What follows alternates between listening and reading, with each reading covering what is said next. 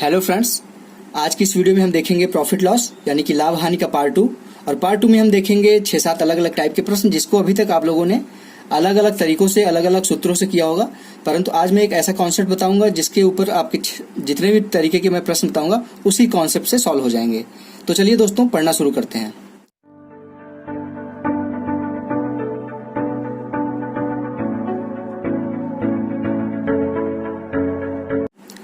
Hello friends, मेरा नाम है रोशन और आप सभी का आपके अपनी यूट्यूब चैनल रोशन की क्लास में एक बार फिर से बहुत बहुत स्वागत है। ये वीडियो हमारी specially super TET, C TET और यूपी टेट तीनों के लिए है। पार्ट 1 में हमने देखा था कुछ जो लाभ हानि के बेसिक टाइप के प्रश्न बनते हैं जो आपके सुपर टेट के लिए है और सी टेट के लिए या फिर यूपी टेट के लिए बहुत ही महत्वपूर्ण प्रश्न थे। अगर आप लोगों ने वो पार्ट नहीं देखा तो पहले जाके उस पार्ट को देखिए, फिर आके यहाँ पे देखिए, क्योंकि उस पार्ट में मैंने आप लोगों को जो प्रश्नों को कॉन्सेप्ट होता है परसेंटेज का कॉन्सेप्ट सॉल्व करने का वो तरीका वहां पे सिखाया है। और आज की इस वीडियो में हम उसी कॉन्सेप्ट को, परसेंटेज वाले कॉन्सेप्ट को ही लगा के सभी प्रश्नों को सॉल्व करेंगे, जिससे देखेंगे अगर सिंपल तरीके से आप फार्मूला लगा के करते हैं कोई भी इसमें क्वेश्चन तो उसमें आपको 30 से 40 सेकंड लग जाएगा। परंतु आप अगर परसेंटेज का ट्रिक लगाते हैं यहाँ पे तो कोई भी क्वेश्चन हो आपका 10 से 15 सेकंड में, आपका अगर कैलकुलेशन अच्छी है तो 10 से 15 सेकंड से ज्यादा टाइम नहीं लगेगा। तो चलिए दोस्तों, देखते हैं पहला प्रश्न। यहाँ पे देख लीजिए, पहला प्रश्न लिखा गया है, एक बैग को 6% की हानि पर बेचा गया। एक बैग था, उसको 6% की हानि पर बेचा गया। यदि उसी बैग को 420 रुपए अधिक दाम पर बेचा जाए तो उस पर 8% का लाभ प्राप्त होता है। तो बैग कितने रुपए में बेचा गया, यानी कि कितने रुपए में बेचा गया, मतलब ये जो 6% हानि पर बेचा गया था वो आपको बताना है कि वो कितने रुपए में बेचा गया होगा। यहाँ पे देख लीजिए, सबसे पहले क्या बोल रहा है इसमें क्वेश्चन में, एक बैग को 6% की हानि पर बेचा गया। यहाँ पे हम जो क्राइम जो कॉस्ट प्राइस होता है उसको हम क्या मानते हैं, हमेशा 100% मानते हैं, यानी कि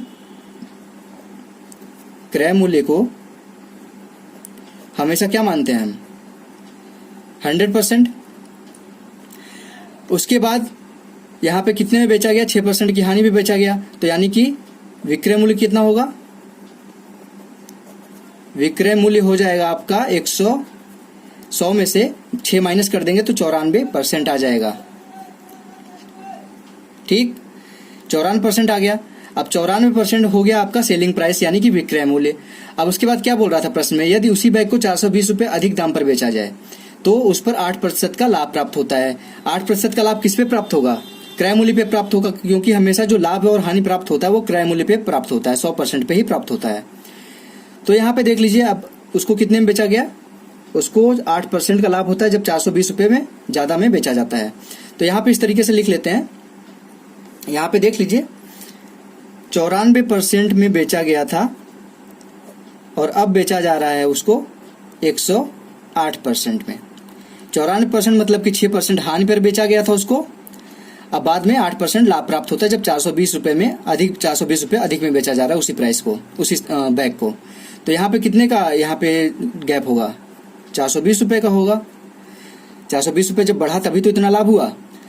और यहाँ पे देखिए दोनों के बीच में कितना डिफरेंस है, 94 यहाँ था, यहाँ पे 108 है, 108 और ये 6, 14%। मतलब कि 420 रुपए जब ज्यादा हो जा रहा है, 420 रुपए उस बैग का दाम ज्यादा बढ़ा दिया जा रहा है तो हमको टोटल उस पे 14% का यहाँ पे मुनाफा हो रहा है, 14% इंक्रीज हो जा रहा है उसका प्राइस। तो यहाँ पे देखिए 14% का मतलब कि अब इसमें हमको कुछ नहीं करना, अब यहाँ पे सारी चीजें आपकी निकल गई। अब इसको आप रख दीजिए, आपको निकालना कितना था, 94% का आपको दाम निकालना था। कितने 94% कितने का मतलब कितना होगा, तो 94% मतलब कि 94 गुणे कितना करेंगे, 420 करेंगे, और बटे में क्या होगा, बटे में आपका हो जाएगा 14, क्योंकि 14% टोटल 14% की वैल्यू है ये 420। तो आपको 94% की वैल्यू निकालने के लिए इसको इस तरीके से करना पड़ेगा परसेंटेज के लिए। तो यहाँ पे क्या आएगा आपका, 14 या 42 यानी कि 30 आ जाएगा, और 94 गुणे 30 कितना होगा, 90 गुणे 30 कितना करेंगे तो कितना आएगा, 9 3 27 यानी कि 2700 आ जाएगा। अब यहाँ पे 30 गुणे 4 करेंगे तो क्या होगा, 120 आ जाएगा। तो 2700 और 120 यानी कि 2820 रुपए उसका दाम आ जाएगा, जो 94% की वैल्यू हो जाएगी, 94% की। आशा करता हूँ आप लोगों को समझ में आ गया होगा ये तरीका, कि अगर सिंपल सा यहाँ समझने वाला क्या बात था कि अगर उसको बेचा गया है 6% हानि पे तो वो 94% हो जाएगा, और लाभ में बेचा गया 8% लाभ हो रहा है जब 420 रुपए उसका दाम बढ़ा दिया जा रहा है। अब दोनों के बीच का परसेंटेज का गैप हो रहा है 14%, और वो गैप 14% का आ किसकी वजह से रहा है, 420 रुपए की वजह से आ रहा है। तो अगर यहाँ पे मान लीजिए इस तरीके से भी आप कर सकते थे, 1% की वैल्यू निकाल लेते, 1% की वैल्यू आपकी 30 हो जाती, 14×42, 1% की वैल्यू 30 हो जाती, तो 94% में 30 का गुणा कर देते, 94 गुणे 30, तो यहाँ पे तब पर भी इतना ही आ जाता। आशा करता हूँ आप लोगों को पहला प्रश्न समझ में आ गया होगा। अब चलिए दोस्तों देखते हैं दूसरा प्रश्न। अब यहाँ पे दोस्तों देख लीजिए दूसरा प्रश्न है, ये सबसे सिंपल प्रश्न है, और यहाँ पे आप अगर आप लोग कहेंगे कि कमेंट में कि काफी सिंपल प्रश्न मैं बता रहा हूँ, तो मैं आप लोगों के लिए हार्ड प्रश्न भी लेके आऊंगा अगले पार्ट में, क्योंकि जो लाभ हानि है उसमें कई टाइप के प्रश्न बनते हैं, इसलिए इसमें कम से कम 3-4 पार्ट बनेंगे। और सिंपल वीडियो इसलिए यहाँ पे मैं लेके आ रहा हूँ, सिंपल क्वेश्चन, क्योंकि ये वीडियो हो सकता है कि कोई ऐसा छात्र भी देख रहा हो जिसको लाभ हानि का कुछ भी नहीं पता हो, वो हो सकता है उसका मैथ बैकग्राउंड नहीं हो, परंतु वो सुपर टेट या फिर सीटेट की तैयारी करना शुरू कर रहा है और उसको मैथ पढ़ना पड़ रहा है, तो उसके लिए अगर मैं स्टार्टिंग से नहीं बताऊंगा उस चीज को तो उसको समझ में नहीं आएगा, और अगर उसको इस चीज में कॉन्फिडेंस आ जाएगा तो वो आगे चल के अच्छे अच्छे प्रश्नों को भी धीरे धीरे सॉल्व करना सीख जाएगा। तो ये मत सोचिए कि यहाँ पे सरल क्वेश्चन बता रहे हैं, आप यहाँ पे करने की कोशिश करिए। अगर आप लोगों को आ रहा है तो इस पे प्रैक्टिस करिए, और आप लोगों के लिए भी मैं आप लोगों के लिए अलग से एक पार्ट बनाऊंगा जिसमें मॉडरेट लेवल के और हाई लेवल के प्रश्न दिखाऊंगा आप लोगों को। तो चलिए दोस्तों देखते हैं इस प्रश्न को कैसे सॉल्व करते हैं। सिंपल सा प्रश्न है, बस पढ़ते जाइए, आपका आराम से आंसर निकल जाएगा। यहाँ पे देखिए बोल रहा है, एक मोबाइल को किसी दाम पर बेचने पर एक व्यक्ति को 20% का लाभ प्राप्त होता है। कुछ भी है, अगर यहाँ पे हम मान लेते हैं उसका जो विक्रय मूल्य है, मान लीजिए क्रय मूल्य, यहाँ पे क्रय मूल्य मान लेते हैं 100, तो उसको कितना, किसी दाम पे बेचने पे कितना प्राप्त हो रहा है, लाभ प्राप्त हो रहा है, 20% का लाभ प्राप्त हो रहा है। तो अगर उसको विक्रय मूल्य अगर उसका होगा, विक्रय मूल्य जब 120 रुपये होगा तभी तो उसको 20% का लाभ प्राप्त होगा। उसने कोई सामान 100 रुपये में खरीदा, अब उसको 120 रुपये में बेच रहा है, तब उसको 20% का लाभ प्राप्त होगा, क्योंकि हमको क्रय मूल्य पता नहीं है, वही तो निकालना है इसमें परसेंटेज लाभ। वो दिया नहीं है कितने में खरीदा था, तो हमको मानना पड़ेगा क्रय मूल्य मान लेते हैं 100 रुपये, तो विक्रय मूल्य दिया है कि 20% का लाभ होता है, तो विक्रय मूल्य 120 हो जाएगा। अब इसमें कुछ नहीं पता करना है, यहाँ पे देख लीजिए कितने परसेंट का लाभ हो रहा था, 20% का लाभ हो रहा था। अब बोल क्या रहा है यहाँ पे, यदि उसी मोबाइल को दोगुने दाम पर बेचें तो कितना लाभ प्रतिशत का लाभ प्राप्त होगा। अब बेच कितने में रहा था, 120 में बेच रहा था, अगर इसको हम दोगुना कर दें, दोगुना करके बेचें तो कितना हो जाएगा, 240% हो जाएगा। 240% पे बेचेगा, यानी कि 240 रुपये में बेचेगा, तो उसको पूछ रहा है कि कितना परसेंट का लाभ प्राप्त होगा। अब खरीदा कितने पे था, खरीदा तो उतने पे ही था, 100 रुपये पे ही। अब बेच कितने पे रहा है, 240 रुपये पे, तो कितना परसेंट का लाभ होगा। यहाँ पे देख लीजिए 240 में से 100 निकाल दीजिए, तो यहाँ पे आपका आ जाएगा 140% का उसको लाभ प्राप्त होगा। अगर ऐसे नहीं है, डायरेक्ट नहीं समझ में आ रहा है आपको, तो परसेंटेज जैसे निकालते हैं उस तरीके से भी आप कर सकते हैं। उसने बेचा लास्ट में 240 रुपये में, तो जितने में बेचा था उससे माइनस करेंगे क्रय मूल्य को, 240 माइनस 100 बटे में क्या होगा आपका परसेंट, यहाँ पे 100, यहाँ पे आ जाएगा आपका 100, क्योंकि क्रय मूल्य था यहाँ पे 100 रुपये, और गुणे में 100 हो जाएगा, ये 100 से ये 100 कट जाएगा, यहाँ पे 240 माइनस 100 करेंगे तो 140 इसमें भी आएगा, 140%। चाहे इस तरीके से करिए आप, परसेंटेज की जो फॉर्मूला होता है उससे रख के करेंगे या फिर इस ट्रिक से करेंगे, दोनों का आंसर सेम आएगा। आशा करता हूँ आप लोगों को दूसरा प्रश्न भी समझ में आ गया होगा, सिंपल सा प्रश्न था, और आप लोगों का कॉन्सेप्ट क्लियर करने के लिए मैंने यहाँ पे एक प्रश्न बताया परसेंटेज का कॉन्सेप्ट क्लियर करने के लिए। अब दोस्तों देखिए, जो मैं यहाँ पे कॉन्सेप्ट बता रहा था वो तीसरे प्रश्न में आप लोगों को कॉन्सेप्ट समझ में आ जाएगा। तो चलिए दोस्तों देखते हैं तीसरा प्रश्न। यहाँ पे देखिए तीसरा प्रश्न है, देख लीजिए लिखा गया है, 20,706 रुपये में एक बाइक बेचने पर एक दुकानदार को 15% का हानि होता है। अब उसको 50% का लाभ प्राप्त करने के लिए उसे इस बाइक को कितने में बेचना पड़ेगा।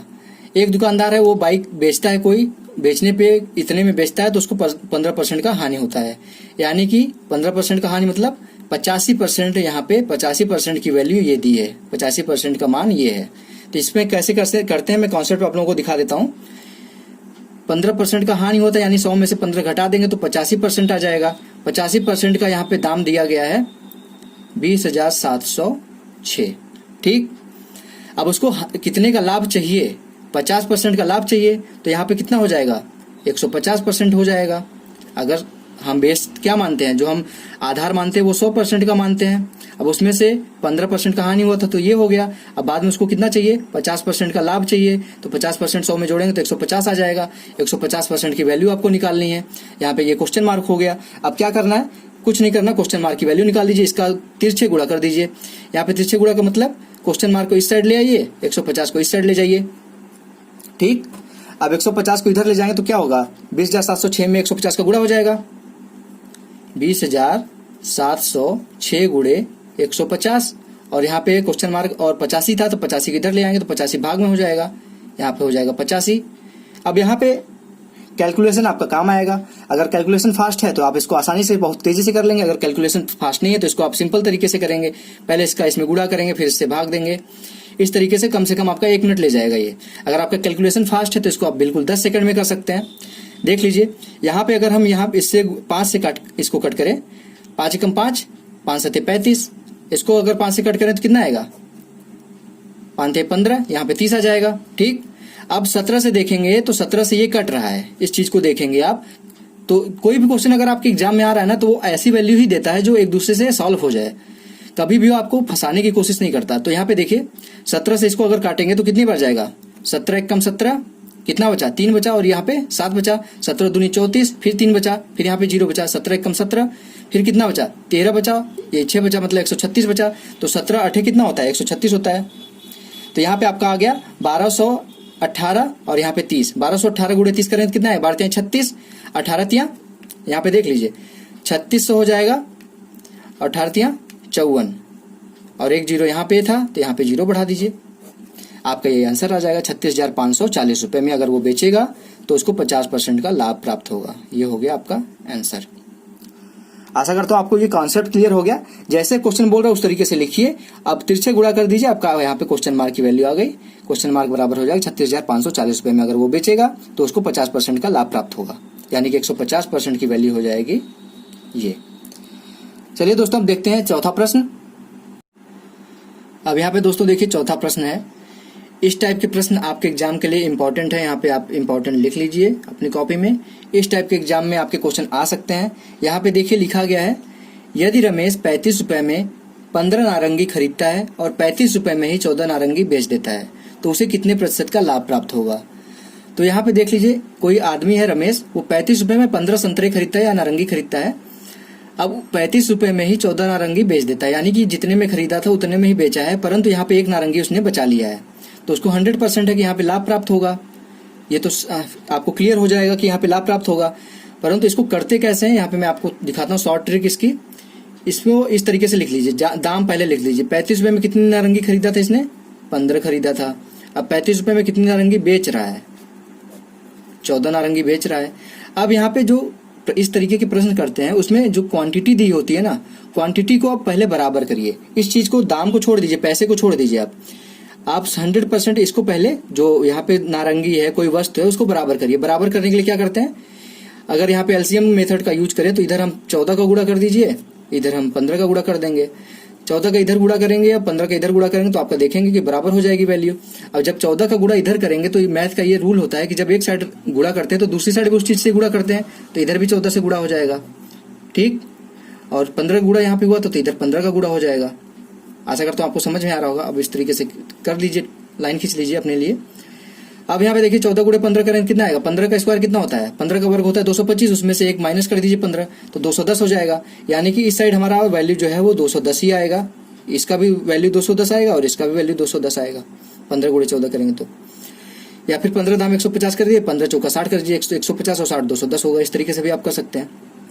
अब इसका अगर गुणा करें 35 का 14 में तो कितना आएगा, 35 दाम में 350 होता है और 35 चौका 140 होता है, 350 और 140 490 हो जाएगा, 490 हो जाएगा। पहले 490 रुपए में उसने 15 संतरे या नारंगी खरीदी थी। अब उसके बाद 35 गुणे 15 करें तो कितना आएगा, यहाँ पे 490 था, उसमें 35 और ऐड कर दीजिए तो यहाँ पे आ जाएगा आपका 525। ठीक, अब देखिए यहाँ पे आपका आराम से निकल जाएगा कि उसको, यहाँ पे देख लीजिए 490 में उसने खरीदा था और 525 में उसने बेचा है। ठीक, तो अंतर कितने का आ रहा है, 10 इधर और 25 इधर, तो 35 का यहाँ पे डिफरेंस आ रहा है। उसको इतने रुपए का लाभ हुआ है, 35 रुपए का। परंतु आपसे प्रश्न में पूछा क्या था, यहाँ पे प्रश्न में पूछा है उसने प्रतिशत लाभ। तो प्रतिशत लाभ कैसे निकालेंगे? प्रतिशत लाभ के लिए मैंने यहाँ पे बताया आपको, आप परसेंटेज की अगर वीडियो नहीं देखे अभी तक तो परसेंटेज की वीडियो देख लीजिए, क्योंकि परसेंटेज हर लगभग सभी चैप्टर में काम आता है आपके। तो यहाँ पे देख लीजिए 35 है, और इसमें किसके ऊपर किसको बेस मानते हैं? इसको हम यहाँ पे क्रय मूल्य को हमेशा आधार मानते हैं। तो क्रय मूल्य हमारा कितना था? 490 रुपए था। ठीक, 35 बटे 490 हो जाएगा। प्रतिशत निकालना तो 100 से गुणा कर देंगे, एक जीरो से एक जीरो कट जाएगा, ऊपर हो जाएगा 350। या फिर इस तरीके से भी कर सकते हैं आप, 5 सते 7 पचे 35 और 7 सते 49, 5 बटे 7 हो गया। 5 बटे 7 गुणे 10, यहाँ पे 5 बटे 7 गुणे 10, या फिर इस तरीके से कर लीजिए, 50 बटे 7 कर लीजिए इसको। 50 बटे 7 करेंगे कितना आएगा? 7 सत्ते 49 और 1 बचेगा 1 बटे 7। इतना परसेंट का उसको लाभ प्राप्त होगा। 7 सही 1 बटे 7% का उसको लाभ प्राप्त होगा इसमें। आशा करता हूँ आपको ये समझ में आ गया होगा। अब चलिए दोस्तों, देर न करते हुए देख लेते हैं 5वां प्रश्न। दोस्तों देखिए 5वां प्रश्न है। इस प्रश्न को मैं 2 तरीके से बताऊंगा। पहले तो एक इसका बेसिक तरीका होता है जिसमें हम सूत्र को यूज करते हैं, यानी फार्मूले का यूज करेंगे। फार्मूला भी सिंपल सा है। उसके बाद मैं आपको ट्रिक बताऊंगा कि इसको आप अपने दिमाग में सोच के कैसे आसानी से सॉल्व कर सकते हैं। तो यहाँ पे देखिए प्रश्न दिया गया है, समीर ने 20 पेन के क्रय मूल्य पर 18 पेन बेची, यानी कि उसने जितने में 20 पेन खरीदी थी उतने में 18 पेन बेच दी। तो समीर को कितने प्रतिशत का लाभ या हानि होगा? सिंपल सी बात है कि यहाँ पे लाभ होगा, क्योंकि यहाँ पे पता चल रहा है कि 20 रुपए में हमने मान लीजिए 100 रुपए में 20 पेन खरीदी थी, अब 100 रुपए में हमने 18 पेन बेच दी, तो हमारे पास 2 पेन अभी भी बची है ना, तो हमको लाभ प्राप्त होगा। 100% है, ये क्लियर है। अब यहाँ पे इसको करते कैसे हैं, इसका फार्मूला क्या होता है देख लीजिए। यहाँ पे फार्मूला होता है यहाँ पे n माइनस यम बटे यम गुणे 100, ये होता है इसका सूत्र। इसको आप नोट कर लीजिएगा, क्योंकि सूत्र आपको याद होना चाहिए। अगर आप मैथ करने की कोशिश कर रहे हैं सॉल्व, कोई भी अगर तैयारी कर रहे हैं मैथ की, तो आपको सूत्र जरूर याद होने चाहिए थोड़े बहुत। बाकी आपके ट्रिक तो पता होने चाहिए, लेकिन अगर मान लीजिए वहां पे ट्रिक आपको स्ट्राइक नहीं करता है, आपके दिमाग में नहीं आता है, तो आपको सूत्र अगर याद रहेगा तो आप उसको सॉल्व तो कर लेंगे कम से कम। तो यहाँ पे पहले तो ये पता होना चाहिए कि यन क्या है, यम क्या है। तो यहाँ पे यन जो है, जितने में 20 जो भी वस्तु है वो खरीदी गई है, यानी कि क्रय मूल्य। अब यम क्या है? यम जो है जितने में वस्तु को बेचा गया, यानी कि विक्रय मूल्य। ठीक, अब कुछ नहीं बचा इस प्रश्न में, वैल्यूज को रखिए उसके स्थान पे। यन बराबर कितना था? 20 दिया है, 20 पेन। यम बराबर कितना है? यहाँ पे 18 है। यहाँ पे मूल्य मत लिखिए, यहाँ पे जो वस्तु खरीदी गई है वो उसकी वैल्यू यहाँ पे पुट की जाएगी, जो वस्तु बेची गई उसकी वैल्यू यहाँ पे पुट की जाएगी। तो इसको क्रय किया गया सामान और विक्रय किया हुआ सामान, इसको यहाँ पे इस तरीके से लिख सकते हैं। तो अब वैल्यू को फार्मूले में पुट करिए। फार्मूला क्या था? यन माइनस यम बटे यम गुणे 100। ठीक, यन क्या है? 20 है, माइनस में 18 बटे में 18 गुणे 100। अब क्या होगा? यहाँ पे 2 बचेगा, 2 बटे 18 मतलब 1 बटे 9 गुणे 100। इसको मैं डायरेक्ट कर दिया, 2 बटे 18 होगा तो 2 से 18 काटेंगे तो 1 बटे 9 हो जाएगा। अब यहाँ पे देखिए, अगर आपको परसेंटेज याद होता, कि अगर याद होगा तो इसको कितनी आसानी से कर सकते हैं। 100 बटे जो 9 होगा, यानी कि 1 बटे 9, इसको कितने परसेंटेज में अगर लिखा जाए, यहाँ 100 का गुणा कर दिए हैं तो यहाँ पे सिंपल सी बात है परसेंटेज हो जाएगा। तो अगर 1 बटे 9 की वैल्यू आपको याद है तो इसका तुरंत आंसर निकल जाएगा। इसका होता है 11 सही 1 बटे 9%। इसमें याद कर, अगर आपको वैल्यू है तो आप आराम से कर लेंगे इस चीज को। अगर नहीं याद है तो ऐसे करेंगे, 100 बटे 9 करेंगे तो 9 यहाँ पे पहले तो 1 बार जाएगा, फिर यहाँ पे 1 बचेगा, यहाँ पे 1 बचेगा, यानी यहाँ पे 1 बचेगा, यहाँ 0 बचेगा, फिर 1 बार जाएगा 11 हो जाएगा, फिर लास्ट में 1 बचेगा, 11 के बाद 1 सही 9, यहाँ पे 1 बटे 9 आ जाएगा। इस तरीके से आप करेंगे। अगर 1 बटे 9 की वैल्यू आपको पता है परसेंटेज में तो आप डायरेक्ट लिख सकते हैं इसको। अब दोस्तों देखिए, उसी का जो मैंने बताया था कि सेकेंड मेथड बताऊंगा मैं, एक सोचने वाली बात है, यहाँ पे ट्रिक वाली बात है कि अगर इसी प्रश्न को हम अगर थोड़ा सा दिमाग लगा के सोच लें, प्रैक्टिस करने पे ये सारी चीजें होंगी, तो उसको कैसे सॉल्व करेंगे। यहाँ पे दिया गया था 18 जो पेनों का विक्रय मूल्य है वो किसके बराबर था? 20 के पेनों के क्रय मूल्य के बराबर।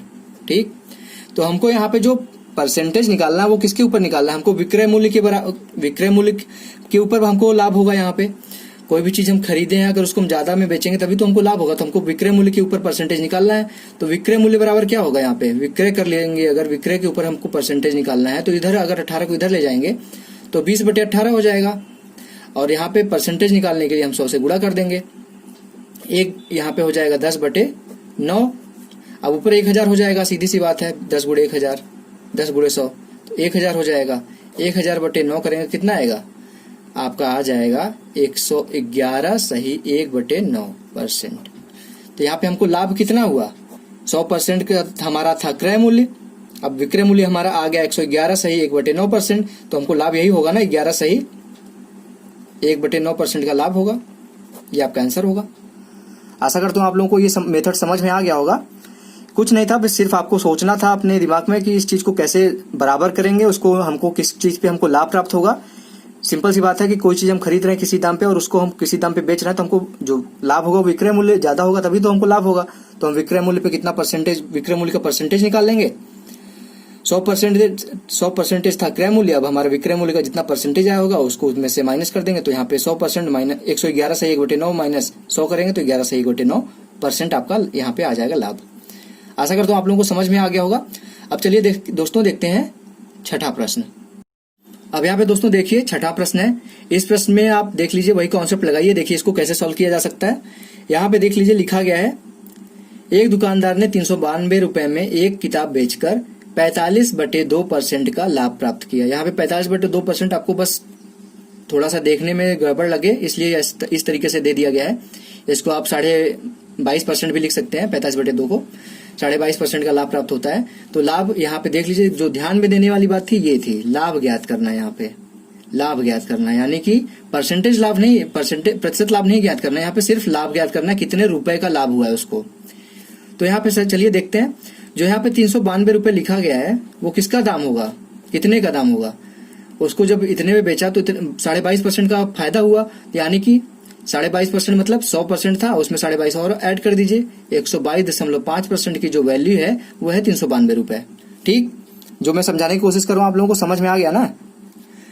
अब उसके बाद क्या निकालना था, प्रतिशत। यहाँ पे लाभ नहीं ज्ञात करना है, ये चीज ध्यान दीजिएगा। यहाँ पे सिर्फ लाभ ज्ञात करना है। तो लाभ ज्ञात करने के लिए क्या करेंगे हम, 22.5% का लाभ था तो हमको जो हमारा जो क्रय मूल्य था वो 100% रहा होगा, तभी तो हम निकाल पाएंगे। 100% का वैल्यू हमको निकालना है यहाँ पे। अब मैंने क्या बताया था, तिरछे गुणा कर दीजिए आप। तिरछे गुणा करें तो क्या होगा, यहाँ पे क्वेश्चन मार्क को यहीं पे रखिए। अब इधर ले जाइए, इस साइड ले जाइए। 392 गुणे क्या होगा, 100 हो जाएगा। 100 को इधर करेंगे तो 100 का गुणा हो जाएगा। और बटे में क्या होगा, 122.5 ये हो जाएगा। अब इसको सॉल्व करना है। मैं बार बार ये बोलता हूं कि आप लोगों का कैलकुलेशन तेज होगा तो जल्दी कर लेंगे, क्योंकि कैलकुलेशन अगर आपका फास्ट होगा, मैथ में फास्ट होगा कैलकुलेशन, तो कम से कम आपके मैथ के जितने भी प्रश्न आते हैं 25-30 प्रश्न जितने भी आएंगे आपके सीटेट में 30 प्रश्न आएंगे और सुपर टेट में 20 प्रश्न आएंगे, तो उसमें कम से कम आपको अन्य बच्चों से जिसका कैलकुलेशन फास्ट नहीं होगा उससे 5 मिनट तो कम से कम आपका बचेगा, कम से कम। इसलिए मैं बार बार बोलता हूँ कि कैलकुलेशन फास्ट करिए। तो यहाँ पे देखिए, इस दशमलव को सबसे पहले हटाते हैं। दशमलव थोड़ा सा दिक्कत करता है, तो दशमलव को यहाँ पे 0 बढ़ा के इस दशमलव को हटा देते हैं। तो यहाँ पे अब हो जाएगा, यहाँ पे फिर से लिख लेते हैं आप लोगों के लिए, 392 गुणे 1000 बटे में 1225। 1225 को देखिए किस चीज से कट रहा है। यहाँ पे 25 चौका कितना होता है, 25 चौका होता है 100। यहाँ पे कितना बचा, 2 2 और 5, 25 नवा कितना होता है, 225 होता है। ये हो गया। अब 25 से इसको 1000 को काट दीजिए तो 40 आ जाएगा। 25 चौका 100 और 0। अब यहाँ पे देखिए, तो यहाँ पे 7 से कट करिए। 7 से कट करें तो कितना आएगा, 7 7 49। अब 7 25 35 होता है। यहाँ पे 4 बचा और ये 2, 7 6 42। कितना हो गया आपका, 56 गुणे 40 बटे 7। इसको डायरेक्ट कट कर सकते हैं, 7 8 56। अब यहाँ से 7 8 56 कर लीजिए। आप लोगों के लिए मैंने यहाँ पे स्टेप 1 बढ़ा दिया है। 7 8 56 कर लीजिए। अब 8 चौक 32, यानी कि 320 रुपए का वैल्यू होगा 100% का। 320 रुपए में उसने खरीदा था और 392 रुपए में उसने बेच दिया है। 392 रुपए में 122.5% की वैल्यू है। अब यहाँ पे हमको लाभ निकालना था, तो लाभ निकालने के लिए क्या करेंगे, इतने का हम दाम निकाल लेंगे। 392 में से 320 घटा देंगे तो आपका आ जाएगा 72 रुपए का उसको लाभ प्राप्त होगा। ये हो जाएगा आपका आंसर। आशा करता हूँ आप लोगों को ये समझ में आ गया होगा। अब चलिए दोस्तों देख लेते हैं 7वां प्रश्न। अब देखते हैं दोस्तों यहाँ पे 7वां प्रश्न। यहाँ पे अनिल ने एक साइकिल 46 रुपए में खरीदा है। अनिल ने एक साइकिल 4600 रुपये में खरीदा है और 900 रुपये उसकी मरम्मत पर खर्च किया है। यदि वह साइकिल को 6300 रुपये में बेचता है तो प्रतिशत लाभ यहाँ पे ज्ञात करना है। यहाँ पे लाभ नहीं ज्ञात करना है, यहाँ पे परसेंटेज प्रॉफिट ज्ञात करना है, यानी कि प्रतिशत लाभ ज्ञात करना है। तो चलिए दोस्तों देख लेते हैं इस प्रश्न को कैसे सॉल्व किया जा सकता है। यहाँ पे देख लीजिए लिखा गया है कि अनिल ने साइकिल खरीदी 4600 रुपये में, यानी कि यहाँ पे लिख लेते हैं कि 4600 रुपये में उसने साइकिल खरीदा। ठीक, अब उसने 900 रुपये और इस पे मरम्मत पे खर्च कर दिए। ठीक है, और उसको कितने में बेचा है उसने? 6300 रुपये में इसने बेच दिया है। अब इस पे हमको परसेंटेज प्रॉफिट यानी कि प्रतिशत लाभ निकालना है। तो प्रतिशत लाभ निकालने के लिए हम क्या करते हैं? सिंपल सा है, जितने में खरीदा गया था उतने में जो बेचा गया उसके बीच में डिफरेंस निकाल लीजिए। और बेस हमारा क्या होता है? नीचे हमारा आधार होता है जो क्रय मूल्य होता है। तो यहाँ पे जो समझने वाला चीज है वो क्रय मूल्य देखने के ऊपर है कि क्रय मूल्य क्या होगा। क्रय मूल्य यहाँ पे ये दोनों होंगे, सिर्फ 4600 रुपये ना होके उसने 900 रुपये और मरम्मत में लगा दिया है, तो पूरा जो क्रय मूल्य का कॉस्ट आ जाएगा वो आ जाएगा 4600 प्लस 9 यानी कि 5500 रुपये उसका आ जाएगा क्रय मूल्य। अब क्या करना है? 6300 में से 5500 माइनस कर दीजिए। परसेंटेज प्रॉफिट के लिए क्या बताया था मैंने कि दोनों के बीच का क्रय मूल्य विक्रय मूल्य के बीच का अंतर निकालिए। तो 6300 माइनस 5500, अब बटे में बेस क्या बताया था मैंने? आधार क्रय मूल्य यानी कि 5500। परसेंटेज के लिए क्या करते हैं? 100 से गुणा करते हैं। 2 जीरो से 2 जीरो कट कर दिए, काम खत्म इसका। इधर क्या होगा? 6300 में से 5500 घटाएं तो कितना आएगा? 800 आएगा। 800 बटे क्या हो जाएगा यहाँ पे? 800 बटे 55 हो जाएगा। अब इसको देखिए किस चीज से काट सकते हैं हम? 5 से कट कर दीजिए। 5 कम 5, यहाँ पे कितना है? 5 छक 30, ये आ जाएगा 16 85 आ जाएगा आपका। ये कितना आएगा? 11 आएगा। अब 11 से आप डायरेक्ट भाग दे दीजिए इसको। 11 कम 11, कितना बचेगा यहाँ पे? 5 और 0, 11 चौक 44, कितना बचेगा? अब 50 था 44 चला गया, 6 बटे 11 प्रतिशत। 14 सही 6 बटे 11 प्रतिशत आपका यहाँ पे लाभ उसको प्राप्त होगा अनिल को साइकिल बेचने पे। अब ये था आज के जितने भी मैं आप लोगों को प्रश्न जितने भी टाइप के दिखा सकता था उतना दिखा दिया मैंने आपको। अब जो मैं अगली वीडियो लाऊंगा, प्रॉफिट लॉस अभी खत्म नहीं हुआ, प्रॉफिट लॉस की अगली वीडियो में आप लोगों को जितने भी अलग अलग टाइप के प्रश्न बनते हैं, जैसे डिस्काउंट वाले हो गए और यहाँ पे डिसऑनेस्ट सेलर वाला एक आता है जो दुकानदार चोरी करता है, उस तरीके जो उससे उसके ऊपर प्रश्न बनते हैं, वो चीज मैं दिखाऊंगा उसके अंदर। तो आशा करता हूँ आपको आज की वीडियो पसंद आई होगी। जितने भी प्रश्न मैंने बताया उसको प्रैक्टिस कर लीजिएगा। जिसको बिल्कुल भी प्रॉफिट लॉस नहीं आता, लाभ हानि नहीं आता, वो जरूर देखे इस वीडियो को। उसको देखने से कम उसका बेसिक क्लियर होगा और वो प्रश्न करने लायक हो जाएगा। उसको फिर धीरे धीरे कॉन्फिडेंस बिल्ड होगा उसका, तो और अच्छे अच्छे प्रश्न भी करने लगेगा। तो दोस्तों अगर आप लोगों को आज की वीडियो अच्छी लगी तो प्लीज लाइक कर दिया करिए। दोस्तों लोग देखते हैं, 15-20 लोग देखते हैं कम से कम, लेकिन लाइक आता है सिर्फ 4-5। तो बाकी के लोग क्यों लाइक नहीं करते ये नहीं समझ में आता। देख के निकल लेते हैं, देख के चले जाते हैं। लाइक करने में क्या जाता है यार, लाइक बिल्कुल फ्री होता है। ये तो है नहीं कि लाइक करने में पैसे लगते हैं आपके। लाइक कर दिया करिए। आप लोगों से बस इतनी सी रिक्वेस्ट है, लाइक कर दिया करिए, अपने दोस्तों के साथ इस वीडियो को शेयर कर दिया करिए। और रोशन की क्लास यूट्यूब चैनल पर अगर नए हैं तो प्लीज सब्सक्राइब कर लीजिए, जिससे आप लोगों का यहाँ पे जो मैं वीडियो अपलोड करता हूँ उससे हेल्प हो सके आपकी। और साथ ही साथ बेल आइकन पे भी क्लिक कर लीजिए। तो दोस्तों मिलते हैं नेक्स्ट वीडियो में, तब तक के लिए आप लोगों का बहुत बहुत धन्यवाद। जय हिंद, वंदे मातरम।